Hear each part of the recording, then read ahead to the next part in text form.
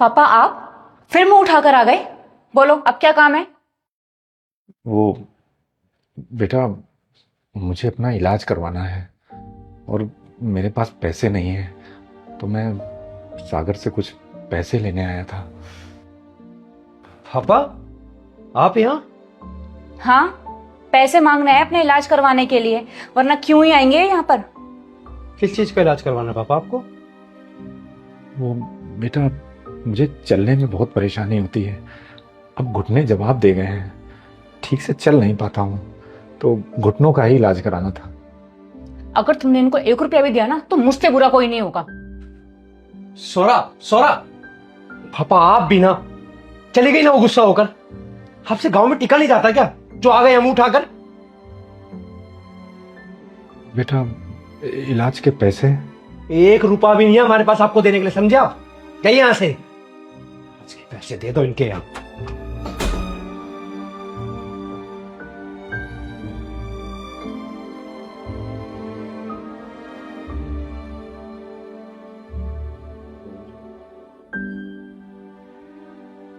ए बेटा। अरे पापा आप यहाँ? हाँ बेटे, तुम्हारे पास मैं किसी जरूरी काम से आया हूँ। अच्छा बताओ क्या काम है? वो मुझे अपने घुटनों का इलाज कराना है, कुछ पैसे चाहिए थे। पापा देखो, मैं आपसे झूठ नहीं बोलूंगा। आपको तो पता है कि शहर में कितने खर्चे होते हैं। मेरे पास पैसे तो हैं, लेकिन मैंने इमरजेंसी के लिए सेव किए हुए हैं। पर बेटा, ये भी तो मेरी इमरजेंसी है ना। अरे पापा, तो ये आपकी इमरजेंसी है, आप देखो, मैं अपनी देखूंगा। लेकिन मैं कहाँ से लाऊंगा? मेरे पास तो जो कुछ था वो तो मैंने सारा कुछ तुम सब भाई बहनों की पढ़ाई लिखाई शादी ब्याह इसमें सब खर्च कर दिया। अब मेरे पास कहाँ से आए बेटा? बस एंड में आपको बस यही बात करनी होती है। पापा मैं लेट हो रहा हूँ, मुझे वैसे भी जाना है।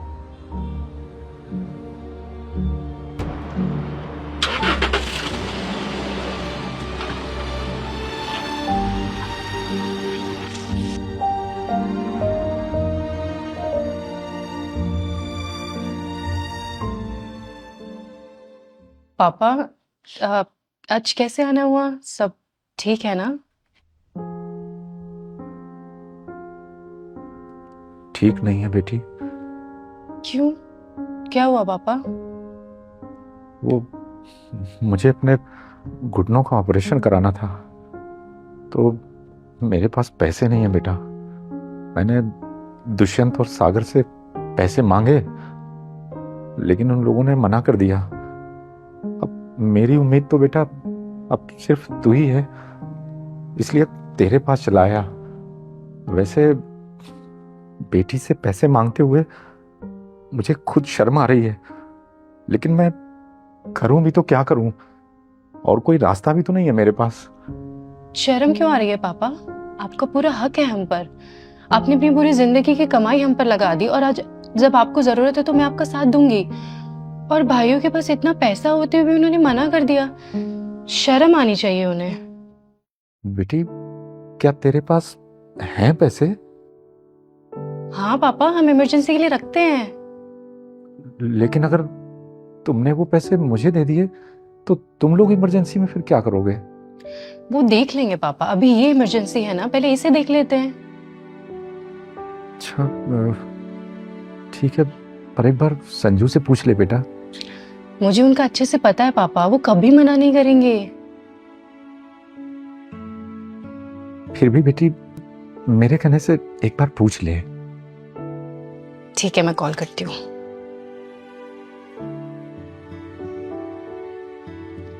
Hello hello. संजू, हमने जो वो इमरजेंसी के लिए पैसे रखे थे, मुझे वो चाहिए। चाहिए? अरे तुम्हारे पास ही तो रखे हैं, पूछना क्या है, ले लो। पूछोगे नहीं क्यों चाहिए? अरे कुछ अर्जेंट है तभी तो मांग रही हो ना, तभी तो पूछ रही हो। जो भी काम है कर लो, उन्हें यूज कर लो। मैं शाम को आके तुमसे बात करता हूँ। ठीक है। देखा पापा? देख लिया बेटी, और सच पूछो तो मुझे बहुत खुशी भी हो रही है कि तुम्हें कितना अच्छा जीवन साथी मिला है। जी पापा। और हाँ, जब तक आपका इलाज नहीं हो जाएगा आप तब तक हमारे पास ही रहेगा और यहीं से आपका इलाज होगा। यहाँ? हाँ, और गांव में कौन है आपका ध्यान रखने के लिए? पर बेटी, परवर कुछ नहीं, मैं पैसे लेकर आती हूँ। रुको, उसकी कोई जरूरत नहीं बेटी, क्यों पापा? क्योंकि मैं पैसे लेने नहीं, पैसे देने आया हूं। देने?